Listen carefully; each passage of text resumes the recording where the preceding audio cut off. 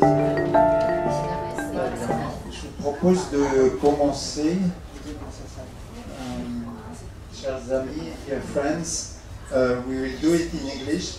I'm really delighted to welcome all of you tonight to the French Institute for a discussion between Professor Genia Koering and Dr Sefy Hendler.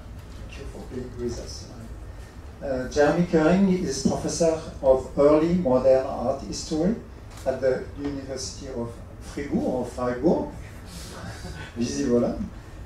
His fields of study are Renaissance art, epistemology of art history, and anthropology of images. He has published Le Prince en représentation, Institut 2013, Caravage, juste un détail, INHA 2018, with Stephen Campbell, Andrea Mantegna, Making Art History, Willet 2015, if it's correct, with Yves Alain Poix. Tonight we gather to speak about his latest book, Les iconophages, Une histoire de la gestion d'images, which was published by Institut in 2021 and is to be published in English by Zone Book in 2023, I think. An exciting theme where Jeremy tells why men absorb images. Sefy Hendler is a senior lecturer in early modern Italian art at the Art History Department of the Faculty of Art at Tel Aviv University, where he also heads the undergrad honors program in art history. He graduated in both art history and law studies, I didn't know that, from Tel Aviv University, and obtained his PhD in 2009 in Paris, Panthéon-Sorbonne, Paris 1. He specializes in the paragon between painting and sculpture. He was a scholarship holder of the École française de Rome and Villa Médicis, and of Kunsthistorisches Institut in Florence, the Max Planck Institute. He is a member of the Centre d'Histoire de l'Art de la Renaissance at the French National Institute of Art History.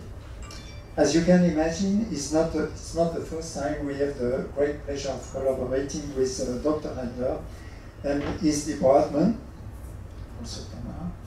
And I wish to thank you, Dr. Sefy, for being such a precious partner and always showcases the best of French culture and inviting fresh scholars to Israel. Without further ado, I will give the floor to both of you, Sefy and Jan. Thank you very much. Thank you.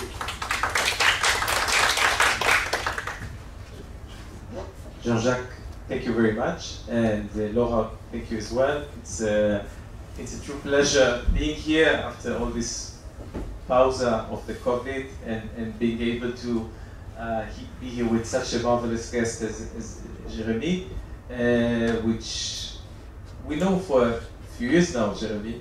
And I remember one of our first conversations, because writing this book was a process for you. It took you time, and while reading the book, one can understand why did it take time. And I remember one of our first conversations on the subject when you were writing the book, and you reminded me of a story that Giorgio Vasari told. Giorgio Vasari is the founding father of art history, and he writes about the Compagnia del Paiolo, let's translate it, Company of the Pot. This big pot you put on the middle of the table and you cook with. And this company was created in the beginning of the 16th century in Florence. It had only 12 members, like the 12 apostles, and they organized banquets. And every this festive dinner they organized, each artist was supposed to bring an eatable work of art. It could be architecture, landscape scene with images and with animals, etc. etc. It was made from fruits, vegetables, meat, etc. etc. And each member was asked to bring this figurative dish and the dishes were judged for their invention, and then they were also eaten together by the members. And this is a fabulous story. It's one of many fabulous, interesting stories you bring. And I was thinking about it, even when you told me this a few years ago, it was almost totally overlooked by art historians. And we can say by heart what Vasari says about the nose of Michelangelo, and about the lizard of Leonardo, and about the lovers of Raphael. But this is such a substantial story about a gathering, artistic gathering, central to the artistic life in Florence, which was the most important place, maybe at the beginning of the 16th century. And it's treated almost as a negligible event. And this brings me to my first observation. Why? Why such crucial practices, works of art, and their reception were almost disappeared from traditional art history and historiography, only because their works were eatable, drinkable, lickable, and we as art historians don't know how to digest such images? Yeah, I do understand your interest in this story, which is a very intriguing story in Vasari lives. And the reason why art historians didn't think of this history as an important moment of the big story that Vasari was building in the lives is certainly because this kind of transformation is linked to amusements, to good companies, of course, but not really with art, because it's the food used to produce sculptures and architectures are, in a way, destined to destroyed and to be eaten and to disappear, of course. But also because this kind of investment made by artists is something that is connected to kitchen, to backstage, and not the real place where art must be done. The story is interesting also because, as you said, there is a connection with the imagination of Last Supper and the imagination of collectivity, community, and the Christic community. You said that 12 artists were together during the banquets, and one of them was celebrate and transform as the king of the banquet, like the Christ in a way. And something is really interesting, but not visible at the very first time when you read the story. This is the transformation of the dynamics, the movement, which contributes to install the community. If you think about the Christ and the apostles, every apostle must transform himself in Christ and lose his difference to be again like Christ. With the artists in Florence, the artist should affirm his difference, his singularity. All the artists bring an invention, a statue or an architecture made by vegetables and I don't know, meats and something like that. And he really has to invent and to produce something that is never can't be compared and never seen. So the singularity of the artist is celebrated. That's the very point of the banquets. And this is, in a way, the opposite direction, or to the apostles. We will be back to the question of the Eucharist, which is central in certain parts of your book. But I want to go to the beginning of your book, you write a fascinating introduction. You have this adorable title in French, mise en bouche, an appetizer. It's very dense. I had to read it 2 or 3 times. And in fact, you really propose a new methodologic approach for us while we detect such images. Was this for you a preliminary condition in order to approach the subject, to build a methodology? Because one has to admit it was never done before. Yes, it was necessary because before this inquiry, all this material was studied but separately. And it was necessary to explain why it's logical for me and it's useful to bring it together and to compare edible images, which are the main part of my study, of course, but also images that were tasted and sometimes eaten, although they wasn't produced for this. Paintings, engravings, sculptures, and how can we make an ensemble with all these different materials? This is a very important point because you speak about there are many different groups in this big group you bring, but one important distinction is works of art that are made as work of art to be eaten, and works of art that are made as work of art, but someone decides to eat them, like this fresco in Byzantium in the 4th century of Cosmos and Damianus, and someone is feeling bad, so he just breaks, scratches parts of the, and eats the color pigments, and he's better. But this wasn't made in order to be eaten, but other works of art are made in order to be eaten. So this is an important distinction. Important distinction between all these material. And there is also the idea that images, when you think about images, you think as images as something to be looked at, or you are engaged with images with gaze and with the eye, and you have always touch and more intensive relation, a physical relation. And this book, in a way, is a way to think about images as something that convey more senses, taste, touch, and another kind of relation. And this is not something that is illogical. You know, if you think about images in a specific context, you see that images were proposed through several experiences, and not only for a visual experience. So you had to do a bit of anthropology. Yes. But without giving up your identity as an art historian. The aesthetic dimension or the formal dimension is a very important one for me.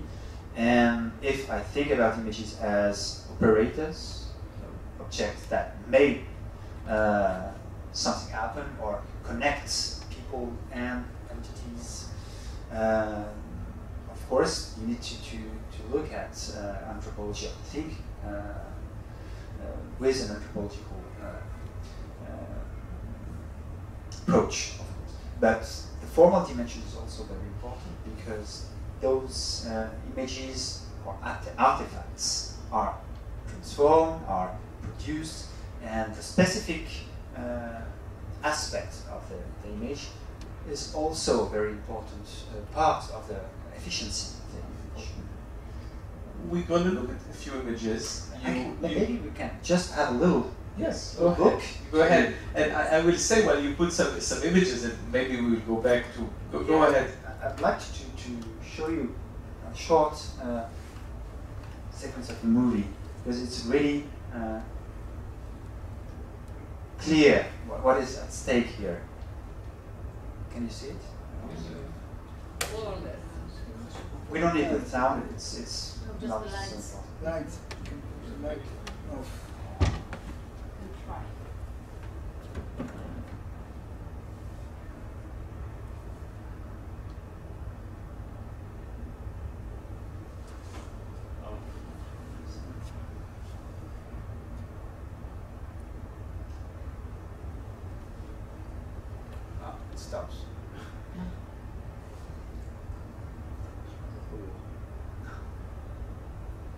I don't know, it doesn't work. Well, not a problem. I will comment it.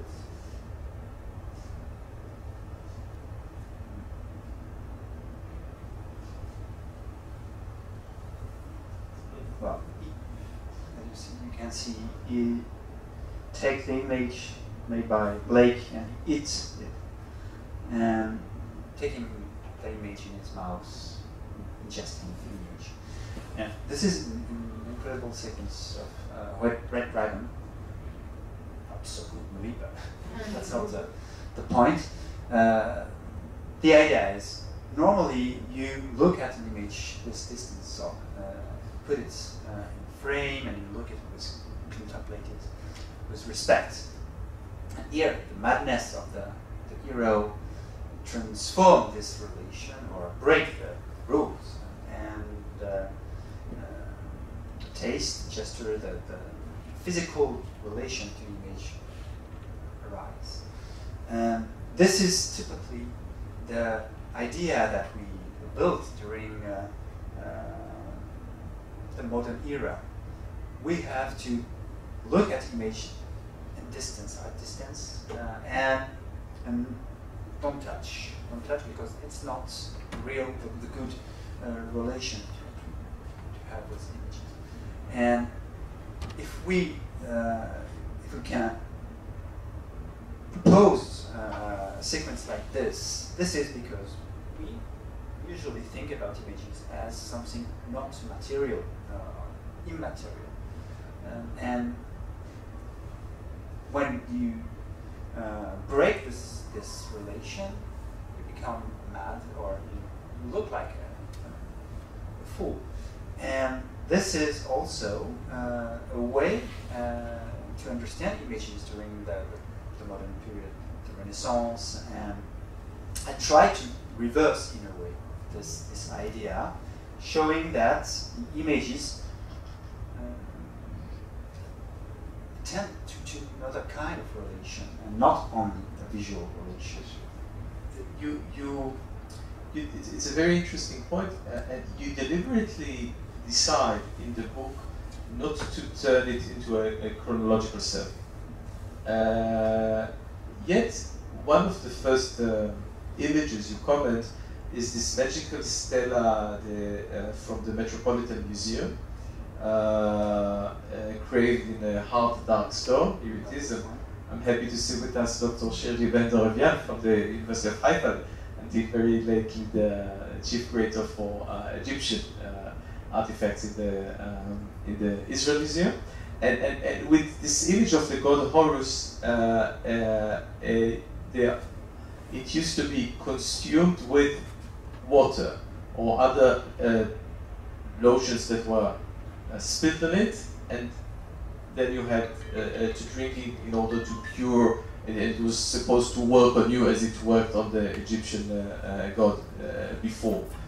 Here we are in an evocative form, the iconophages. We drink the water that touched the image. So it's in between eating the image itself and getting the power from it. But I think the crucial point here that you showed that it's totally not a modern or a contemporary invention. Actually, those are rituals that date very, very long back. Yes.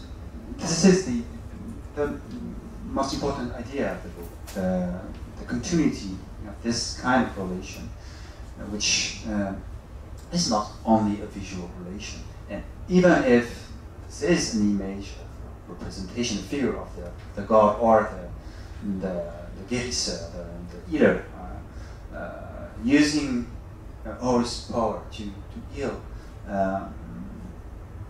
the person who tried to cure themselves from scorpions, stings, or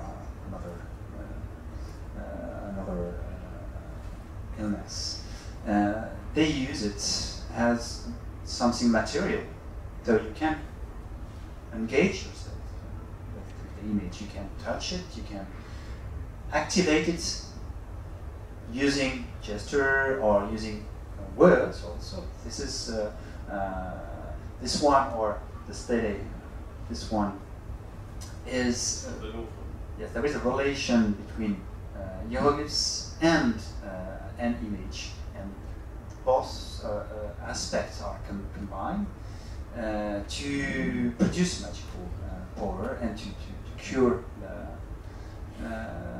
the user, or the priest use it and give the lotion, the water poured on the stele and charging with the healing power of the image. But this is a way to activate the image, the object, the water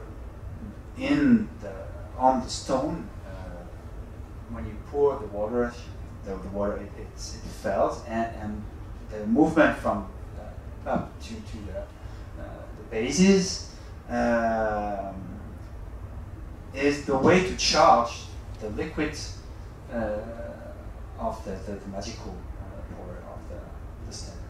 And almost a mirror image of those Egyptian artifacts appear in your introduction. It's Jasper Jones' painting written by a man. It's a work from 1961, so we really jump here more than 2,000 years before. I don't know if you can see it very well, but it's in the MoMA. And Jasper Jones bites the paint. You can see his teeth and his tongue at the midst of this thick layer of paint. And I think it's insinuating that there are other ways to approach an image other than by sight, even if we are not supposed to lick it nowadays. In this sense, from the therapeutic function of the Egyptian stela to this deeply artistic object by the American artist, there's a very wide range of possibilities that you address in the book, but all of them tells us this: we cannot approach works of art only by sight. Only by sight, and only in an autonomous way. You have to recontextualize the image or to connect it to society, ideas, and ways of being, to understand their functions, their use. And this is a very interesting example because I think that Jasper Jones tried to shock, in a way, the public and to lead them to understand that a work of art is not only visual object, and you can experience it by other senses. That's one of the aspects. But there is also another work of art made by Jasper Jones, The Critic Sees, which is contradictory in a way to this painting, because this is a critic of the critics who are engaged with works of art or painting, sculpture, and using their teeth more than their eyes to say something about the work of art. So they do not see it, they beat it, and this is not the good way to experience the work of art for Jasper Jones. So he has an ambivalent position to this. But this is something that Richard Schiff called the metanoia of Jasper Jones, the way to transform the attitude that normally we have to prefer when you are engaged with another work of art. So his question is not proposing a solution. His question is questioning how to be and to enter in relation to those works. Yes, and you draw here a few circles. It's the artist and the material, the artist and the circle of the critics, the artist and the public. There are a few critics, and by changing the paradigms, he can maybe propose new ways to approach his work of art. I want to go back to I think a larger subject that traverses your work. When you don't write a purely religious or Christian art history. The Christian context is very present in parts of your book. It comes down, of course, to Jesus' words to his disciples, the basis of the Eucharistic ritual in Matthew. And as they were eating, Jesus took bread, blessed and broke it, and gave it to his disciples and said, take, eat, this is my body. And then he took the cup and gave thanks and gave it to them, saying, drink from it, all you, for this is my blood. And this opens a very wide range of possibilities for those interested in consuming images by them out. In a way, it even legitimizes the practice in a way. Don't you find? Yes, maybe we can have some images to understand it better. If you think here to the way Eucharist was displayed and shared by the community, the host was stamped. It was an image stamped thanks to the matrix, the iron used by the community and to produce the host. And since the 8th and 9th century, usually hosts were like this, an image produced to be broken and shared by the community. The idea that the same image could be eaten by the entire community because it was produced by a matrix. So all the hosts was printed in the same manner. It was the possibility to connect the community despite the multiplicity of the hosts and the Eucharist. So all of them, they eat the same image.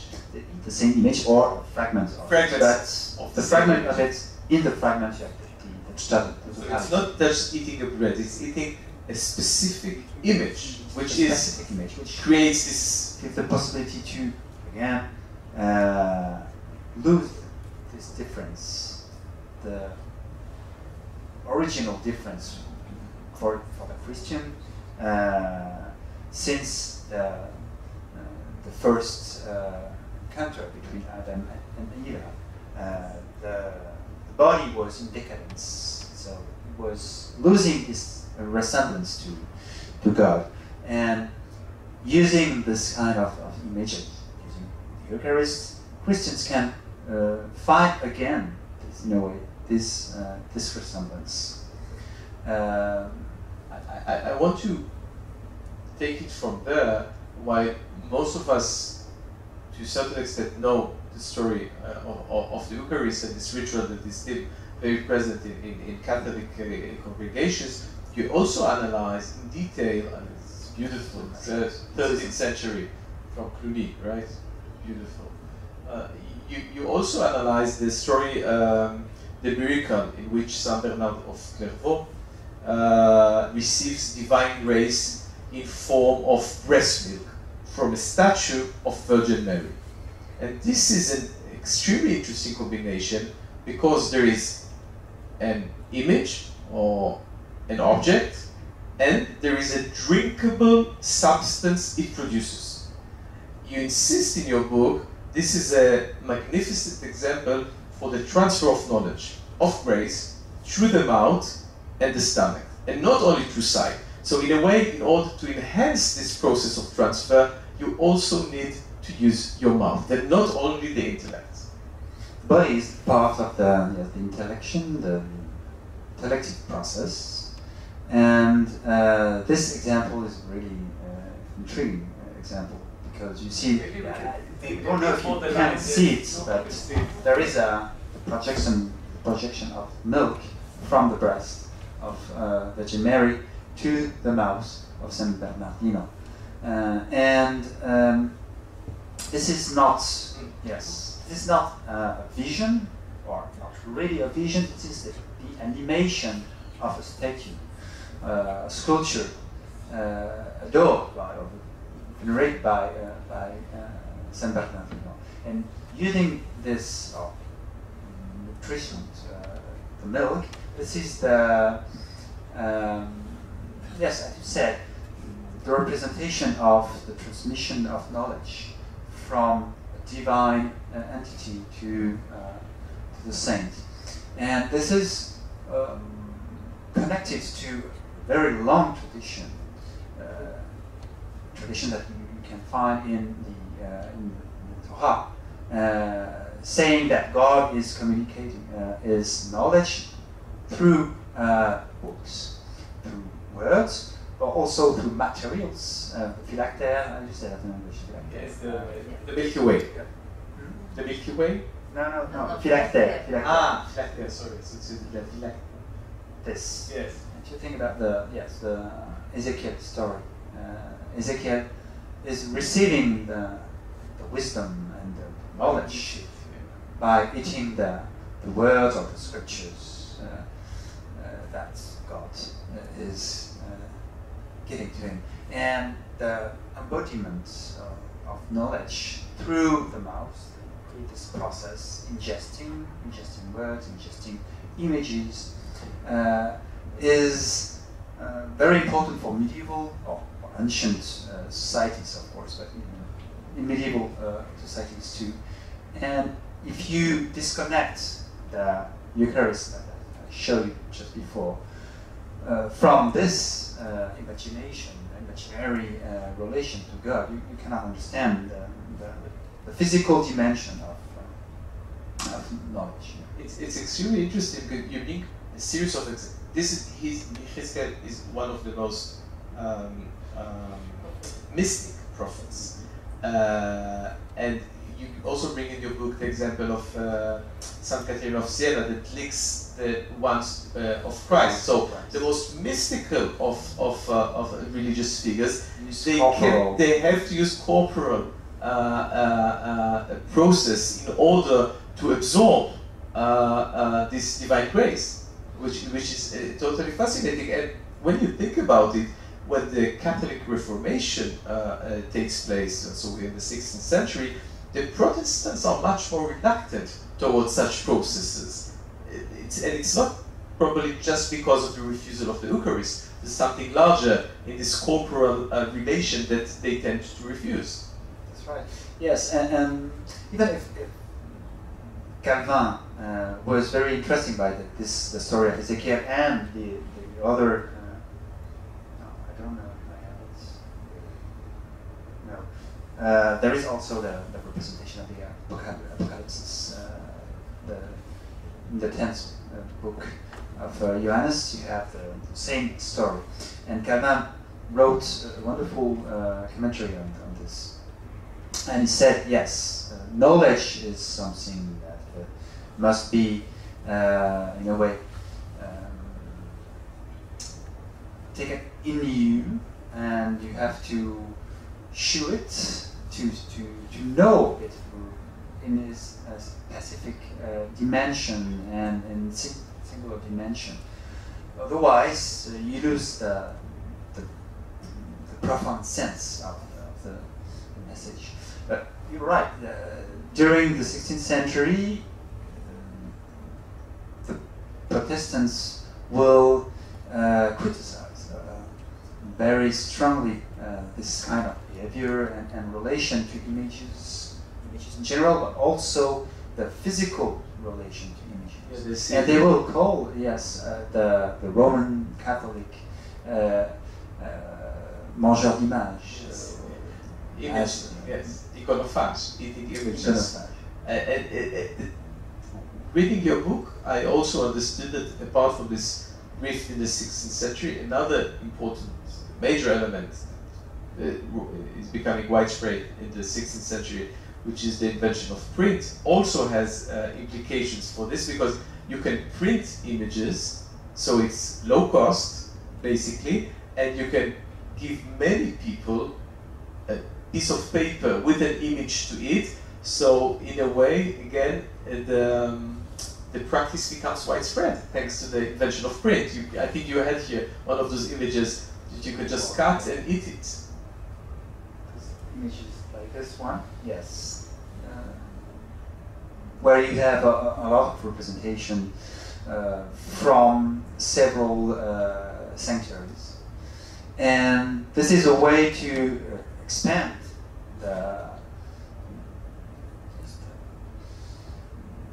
force of specific sanctuary. From Germany, you can send this image to France or Italy, and you will have like a web of this power of the sanctuary. And but one thing is also interesting: the way printed image, which doesn't have a relation to the sanctuary.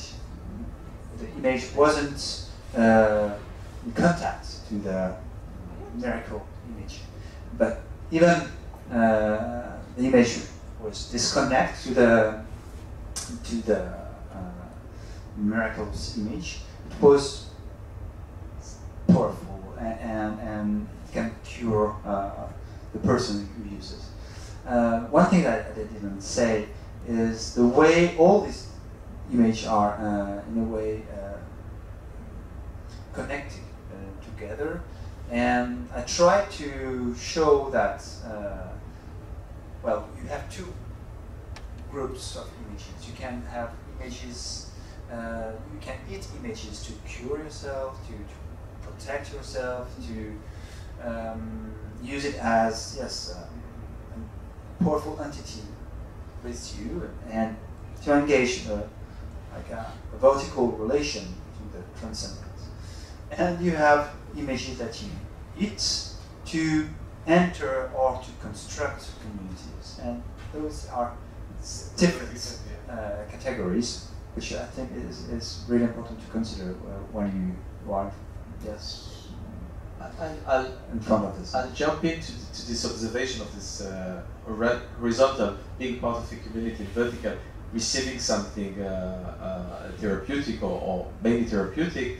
And I think what also strikes while reading your book, that this practice is not only for rich and it's not only for poor. It can really touch all degrees of society, all degrees of men and women. From the feast of the dead in Mexico, when you eat those sugar grains, to the table of kings in Versailles, when you have these fabulous creations sculpted and admired and then eaten by the king and his guests. So in that sense, this is a totally, I won't use the word democratic, it's not, but it's totally approachable for all the classes of society. So it's much more widespread than we might want to think about it. It's not only religious, it's not only for the rich, it's not only for the poor, it's really for everyone. It's really a way to consume art. This is a shared experience of images, that's right. But you can also think about the investment of the artists to produce these images. If you look at edible images for weddings, for princely wedding, those images are incredible, and there is a lot of art in it, in the sense that it needs to be produced with a lot of precociousness, and also this is a demonstration of maestria in a way. If you think about the calaveras, the skull in sugar, this is totally different. Or even if you think about the ossa di morti, those bones made with sugar, they are very simple, very simple, simplistic shape. But the relation is the same. You have the you engage your body to yes, to experience the image, and taking the image in you really transform the nature of the image and the way you think about it. not only a semblance, a visual appearance, but a body, something that has yes, a body. So you can consume a luxury object made by an extremely prestigious and expensive artist, or you can buy the ready-to-go object, but the experience in a way will be the same. The level of preparation would be different. I would like to go back before we conclude to the question of the reluctance to study, to understand this practice that you magnificently described in the past hour. The difficulties of art historians with such images. What you call, in a brilliant way, in the subtitle of your book, the indigestion of those images, which is also by scholars. And you propose, among other than, it has to do with Aristo, and the question of the intellect, the famous Panofskian idea. As the eatable image is not only material, but can also be, it's not only intellectual, but can also be consumed as an eatable object. It's downgraded it in the eyes of generations of scholars. This is one of the conclusions in your book. Maybe if we look at this image again, the one produced by William Hogarth, we have here a point of departure for this aspect. Modern philosophers, but using Aristotle, as you said, the Cartesian tradition presents the relation to our relation to the world mediated by the brain, by intellect, and not really by the sense organ. There is a real difference to introduce between the body and the mind and intellectual and senses. And the way artists and historians of art during 17th and 18th century, and the way they think about the nobility of art was built on the mind or the intellectual dimension of production, and using another sense, using the hand, the mouse, touching an image was really the demonstration of the weakness of the work of art, downgrading, and also the weakness of the viewer, as if he needs something else than the eye and the intellect. And if you look at this, you see that Hogarth is mocking, obviously, the way Christians use images, and there is, I don't know if you see it here, some of them, are eating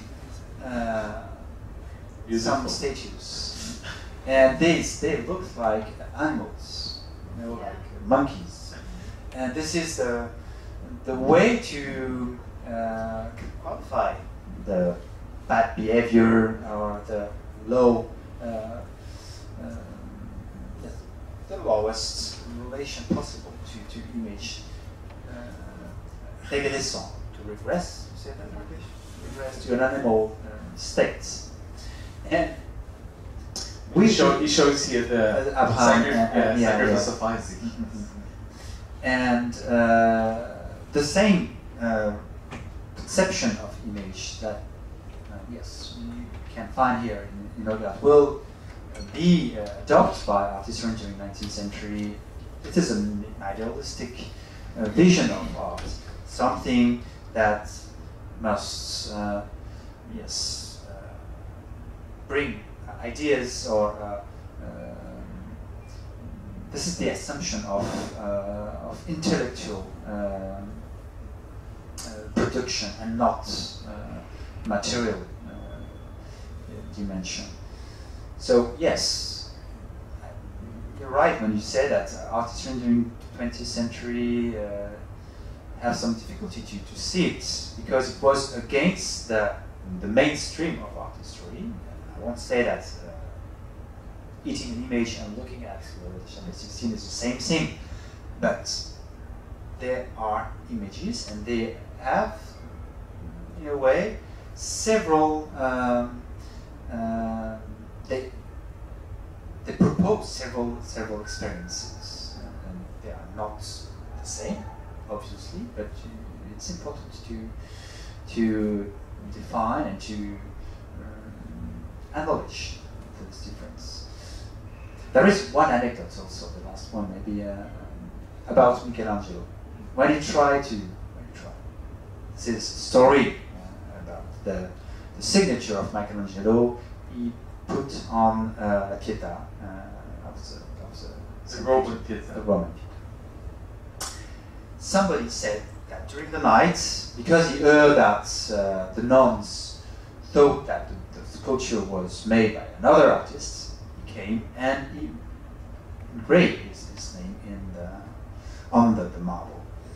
And hearing the noise of the tools he used, the nuns come and they say, "Oh, it's Michelangelo, he made it.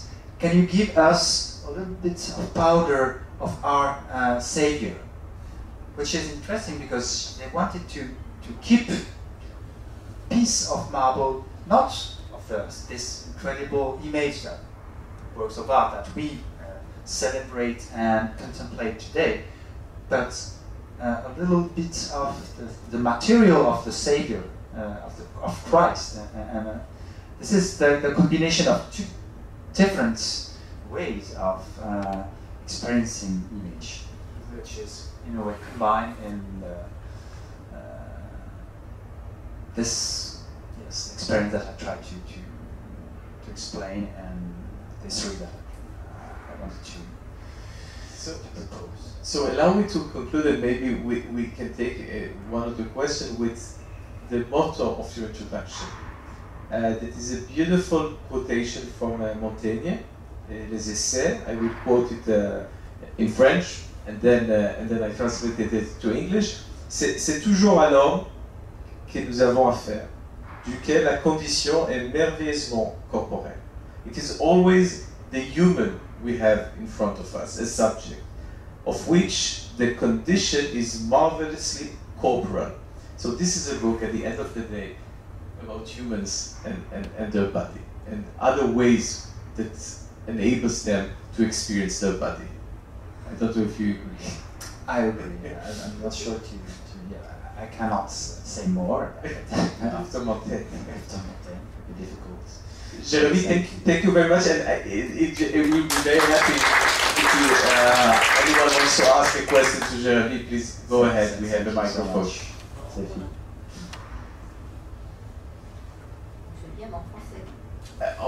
Oui, la question, on peut le faire en français. Je préfère en français. En français. Voilà, on vous entend, vous avez... La pratique de l'anthropophagie, du cannibalisme, existait déjà dans les tribus, on appelle premières maintenant, on va dire, et dans lesquelles l'appropriation d'une partie d'un organe, d'une partie du corps, c'était aussi de prendre le pouvoir, par exemple, de l'ennemi, le cœur de l'ennemi ou d'un chef, de le manger ensemble. Et c'était d'avoir ce pouvoir de manière symbolique et à travers ce geste. Cette pratique, il y a une autre pratique aussi qu'on connaît plus tardive peut-être, qui est de brûler le corps d'un défunt, de le mélanger, c'est des femmes, des veuves, de mélanger donc la cendre avec du vin et de le boire. Il y a des histoires là-dessus, c'est-à-dire de posséder à travers son propre corps le corps d'un homme, de quelqu'un d'aimé. Et là, c'est aussi donc une forme de magie. Or, je pense que les Calvins et les protestants étaient contre justement le même phénomène d'avoir un pouvoir magique, de la transformation, la métamorphose des choses. De cette façon, oui. Je vous rejoins tout à fait. Ce sont d'ailleurs des histoires que je raconte un petit peu dans l'ouvrage, dans la partie centrale qui est consacrée à l'imagination. Maybe we just translate it. Yeah. The question, basically, it's a question about cannibalism and consuming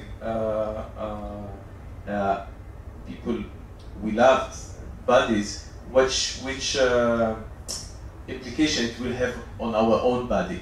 And Jeremy was just saying that he touches upon those questions in his book. Please go ahead in French. Je continue en français? Oui, oui. Tout à fait. Alors, les histoires de cannibalisme sont notamment rapportées par Montaigne, encore une fois, dans son essai consacré au cannibale, est une merveilleuse façon de transformer ce qui a été longtemps considéré comme fiction, enfin quelque chose d'insupportable, manger autrui, notamment depuis Hérodote.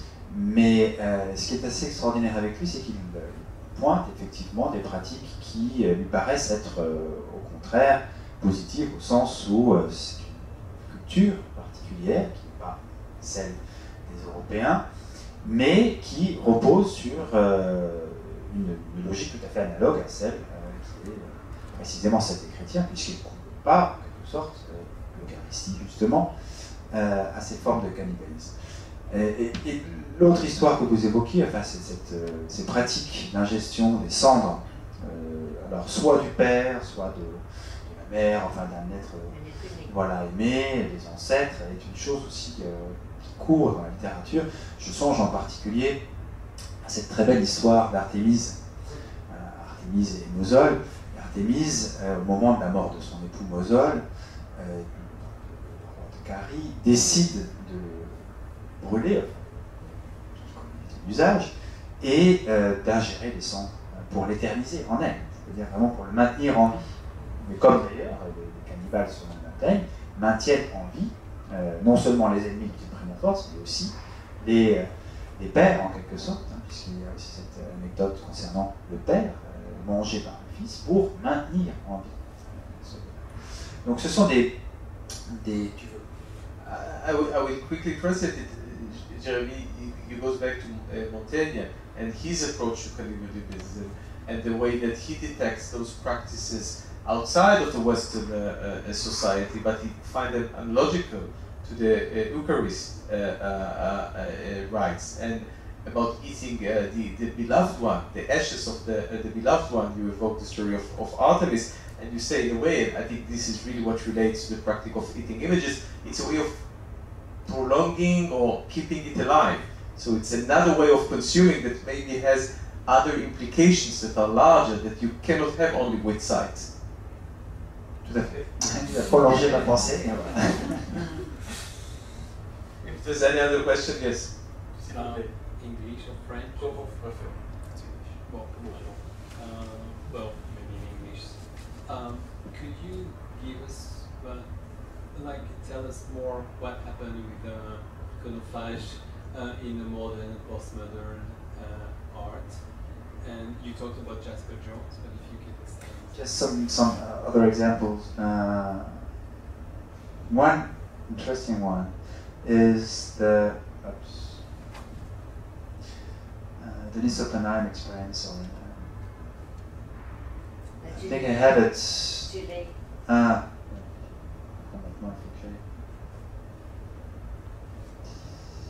sais plus comment l'utiliser, c'est. Pardon.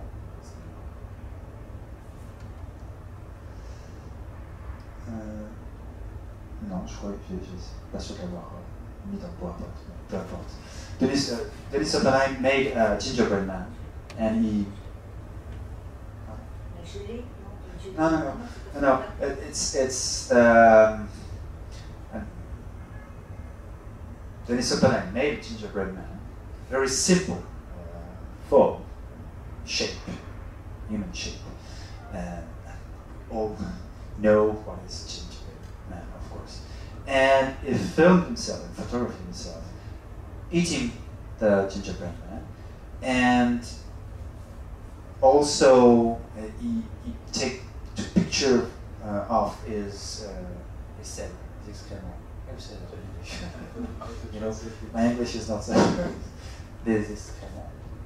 It's shit. You know. Okay, and he took picture of it and to archive with a transformation of image from a very simple shape, using his body as the real part of art, the process, and the transformation of the image. So this is one very interesting example of edible images and eating process to show that now, in a way, art is not only about representation, resemblance, but processing, and also performance, of course, and in a way archiving the performance. There is another interesting example, which is the edible drawings made by John Cage. He used to make abstract composition is un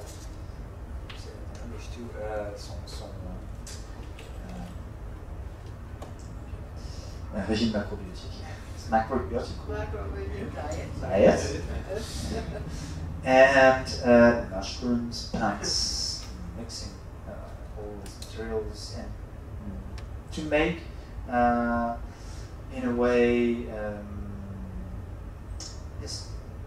abstract drawings, that drawing that could be eaten, and some were preserved stored in museum, and we know some example now, but some pieces were proposed to the community and eaten by some friends, and now this is a way to, I think, to introduce the idea that art is not only, again, about representation, not only about building an image or constructing a certain idea of the world, but something that must be experienced. When you eat the drawing, you take art in you, in a way, and art is the ferment of your life. You nourish yourself with art. Or not. Or not. You can strangle on your paper, right? Why not? If you are not slow enough in showing the piece of paper. It's a complicated process. I wanted to ask you something. Do you feel that today we are overwhelmed and saturated by images, just the way they are? It doesn't matter if it's documents, if it's actualities, if it's news, it's everything. And we are lacking of the real perception. And I think that we're frustrated that when we look at something, it's just, that's it. And the truth of the matter that I was more on the touching process.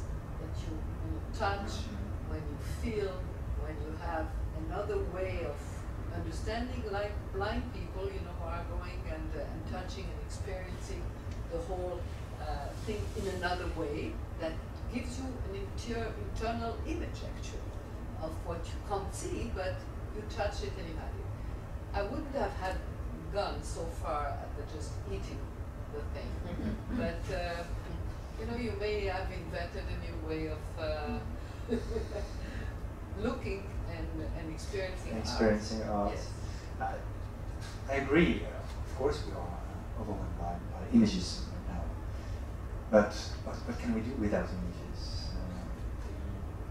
This other experience of image you close your eyes. It's a good thing. But when you close your eyes, you look inner images also. This is the idea that image is always oscillating between two, the absence and the presence, and well. Very nice. Thank you very much. Thank you very much, Jeremy. And I remind that your book was published by Institut last year, and it's published next year by Zone Books in New York.